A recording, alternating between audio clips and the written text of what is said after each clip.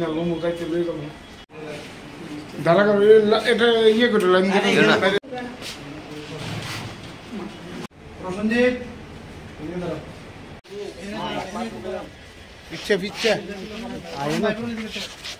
আমরা গতকালকে বিকালবেলা মোট 14 জনকে আটক করা হয়েছে আমাদের আগরতলা রেল স্টেশন থেকে। আমরা জিআরপি থানা এবং আরপি থানা মিলে। তো এর মধ্যে 11 জন তারা বাংলাদেশি ন্যাশনাল, তারা অবৈধভাবে বর্ডার ক্রস করে এসেছে এবং তারা ট্রেনে করে মানে দূরপাল্লা ট্রেনে করে ওই আহমেদাবাদ এবং চেন্নাই যেতে চেয়েছিল এরকম বলেছে আর কি। আর আমরা তাদেরকে সহযোগিতা করছিল মানে আসা যাওয়াতে, এরকম আমরা 3 জন আমাদের যে ইন্ডিয়ান টাউন ওনাদেরকেও অ্যারেস্ট করা হয়েছে, মোট 14 জন।